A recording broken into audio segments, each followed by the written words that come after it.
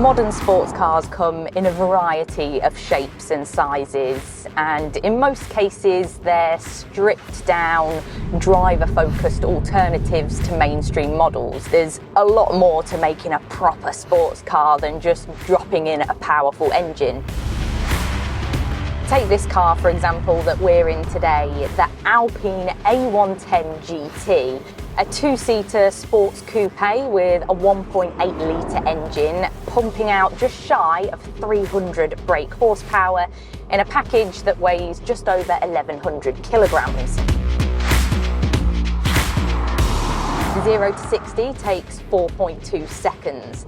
But it's not a car that's just about direct performance. It's about the feeling you get from behind the wheel. But where does all this sportiness come from? Well, for many sports cars, the technology has trickled down from the world of motorsport. And that is exactly what we're going to look into today. We're heading to the BWT Alpine F1 Team Factory in Oxfordshire to speak with a couple of young drivers about their two very different careers in motorsport. Oh, and while I'm there, I'm going to be getting a bit of coaching and setting a lap time on their F1 simulator, which will be at the British Motor Show. So if you're at the show, you can pop down and see us at Motors to find out my time, and then hop on over to the sim to try to beat it.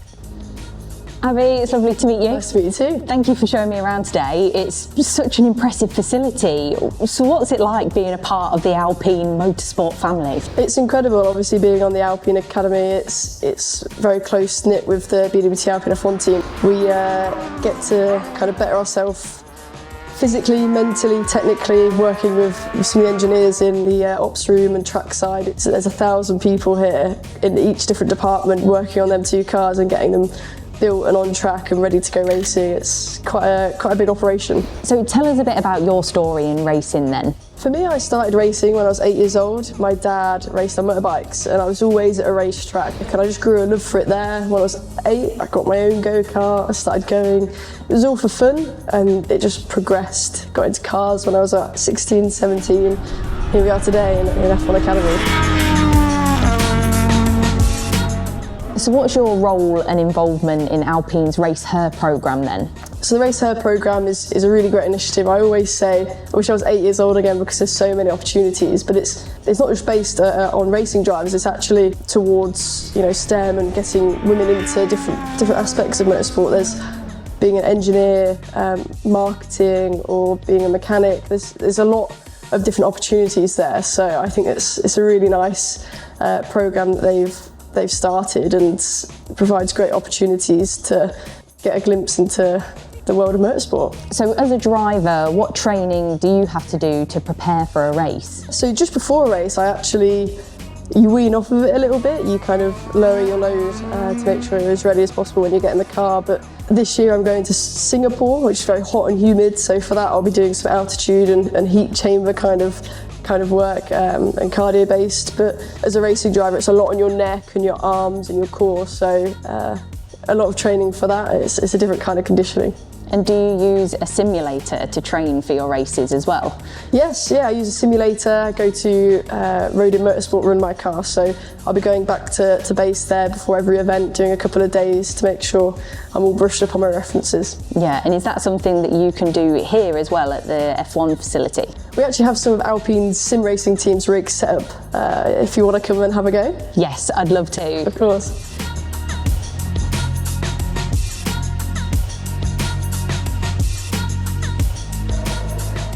Hey Josh, you alright? Hi, nice to meet you. You too. Ready to play? Yeah, definitely. Right. Thanks, Abbi. Bye.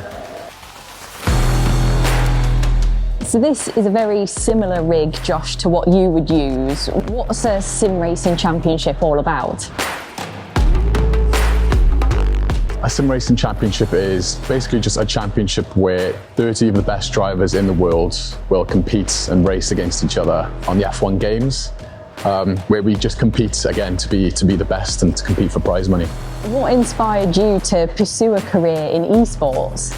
So I've always been into games since I was a kid, and I've also been really competitive. The more and more I played the F1 games, because I enjoy it, I just got better and better at it, to the point where when F1 announced that they were doing an esports championship, I ran as fast as I could to get into it. From there, I got signed by an F1 team, and yeah, I've been doing it ever since.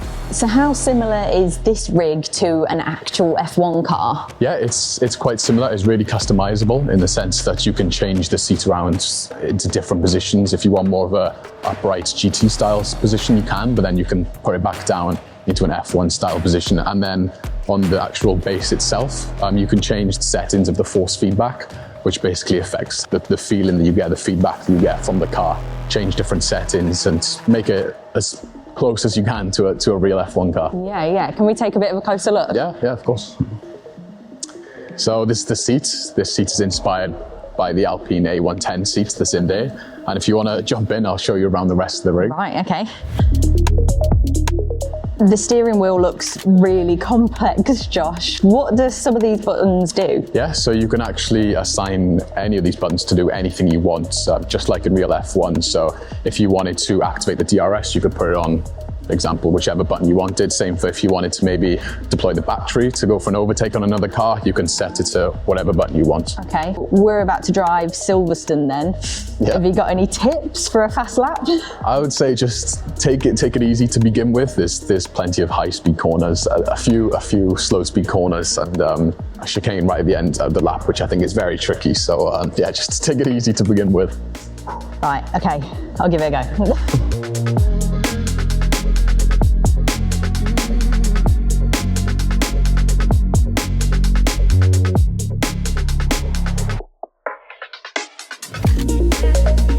If you want to know more about careers in motorsport, then head on over to the Motors Family Zone at the British Motor Show, where I'll be speaking to young drivers involved in motorsport. Don't forget, you can also visit the Alpine Sim Racing Team to find out more and see if you can beat the time that I set on the simulator. Give us a thumbs up if you like this video, and don't forget to subscribe to the channel for more videos like this one.